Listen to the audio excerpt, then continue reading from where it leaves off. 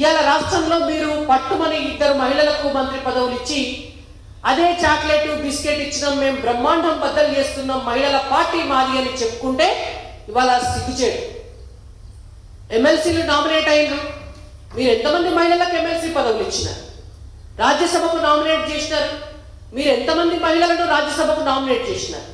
Corporation పదవులు ఇచ్చినారు.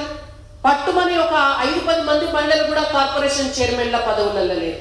నిన్నగాక మొన్న వీసీ పదవులు ఇచ్చినారు. ఒక్క మహిళ కన్నా వీసీగా అవకాశం ఇచ్చినా మీరు చూసుకోవాలి. ఉన్నత విద్యా మండలిలో పోస్టింగ్లు వేసినారు. ఒక్క మహిళ కన్నా మీరు అవకాశం ఇచ్చినారా చూసుకోవాలి.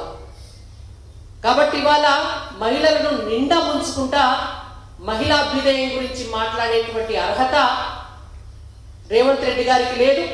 ఇంకొక మాట కూడా రేవంత్ రెడ్డి గారు అన్నారు నిన్న, గతంలో ఉన్నటువంటి ముఖ్యమంత్రి వాడవాడల బెల్ట్ షాపులు పెట్టి ఇళ్లల్లో పైసలు లేకుండా చేసినారు, అందరినీ తాగుబోతులను చేసినారు అని. మరి నువ్వు చేస్తున్నది, ఆయన 1 ఆకు చదివితే మీరు 2 ఆకులు చదివినారు.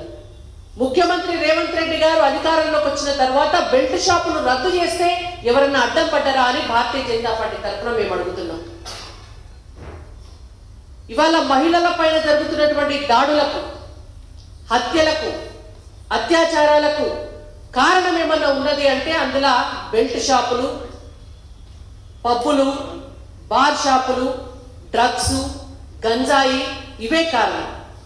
వీటిని అదుపు చేయడం కొరకు ఈ రోజు వరకు ఒక్క చర్య కూడా జరగలే ఈ రాష్ట్రంలో. ఏమన్నా జరిగితే తూతూ మంత్రంగా మీద చేస్తారు, దొరికిన వాళ్ళని కూడా ఇచ్చిపెట్టారు. అది కాంగ్రెస్ ప్రభుత్వ పనితీరు. మీరు అధికారంలోకి వచ్చినాక ఎందుకు ఒక్క బెల్ట్ షాపులన్నా మూసేయలేదు అని రేవంత్ రెడ్డి గారిని మేము అడుగుతున్నాం. మీరు అధికారంలోకి వచ్చినాక ఒక్క పబ్బు కూడా హైదరాబాద్లో ఎందుకు మూతపడలేదు అని మేము అడుగుతున్నాం రేవంత్ రెడ్డి గారిని. మీరు అధికారంలోకి వచ్చినాక ఎందుకు బార్ షాపులు వీటన్నిటి కూడా విక్రయాలు, మందు విక్రయం తగ్గలేదు అని మేము అడుగుతున్నాం.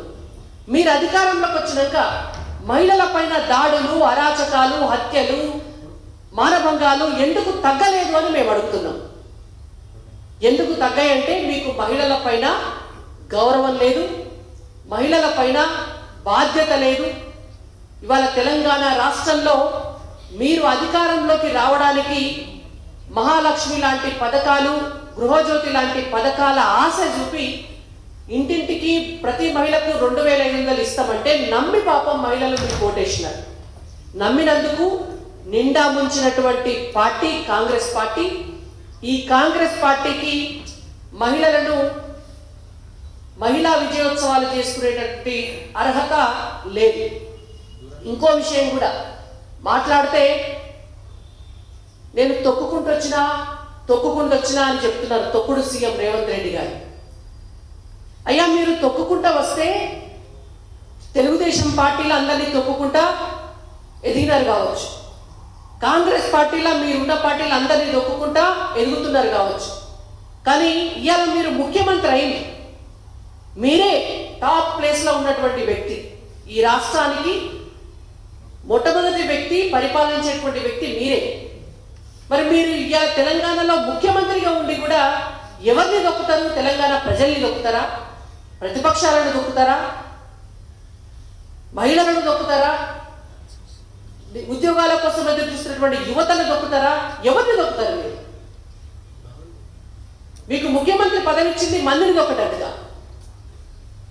మీకు ముఖ్యమంత్రి పదవి ఇచ్చింది తెలంగాణ రాష్ట్రాన్ని అభివృద్ధి దిశలో తీసుకుపోవడానికి.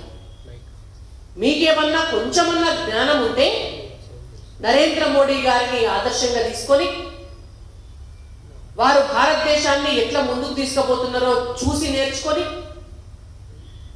తెలంగాణ రాష్ట్రాన్ని కూడా అభివృద్ధి పదంలో తీసుకుపోవడానికి పనిచేయండి. రిటైర్మెంట్ అయిన వాళ్లకు పైసలు ఇచ్చేటందుకు పైసల్లో మీ దగ్గర, కాంట్రాక్ట్లు చేసిన వాళ్లకు బిల్లులు రిలీజ్ చేస్తలేరు మీరు, ఉద్యోగాలు చేసుకునేటోళ్లకు జీతాలు ఇస్తలేరు మీరు, పెన్షన్లు పెంచుతామని చెప్పి టైంకు పెన్షన్లు ఇస్తలేరు మీరు, సన్న బియ్యం ఇస్తామని చెప్పి ఈనాటి వరకు గతి లేదు, రేషన్ కార్డులు ఇస్తామని చెప్పి ఇయాటి వరకు దిక్కు లేదు. ఏది గతి లేకున్నా ఎత్తులకు మాత్రం తక్కువ లేదు.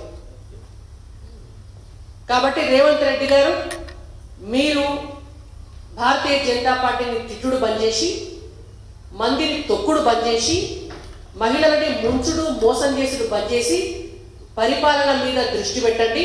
లేకపోతే నిన్న మీ సభకు వచ్చినటువంటి లక్షలాది మంది మహిళలే రేపు చీపురు కట్టలు పట్టుకొని మీ ఎంబడి పడతారు అని చెప్పి భారతీయ జనతా పార్టీ తరఫున మేము హెచ్చరిస్తున్నాం.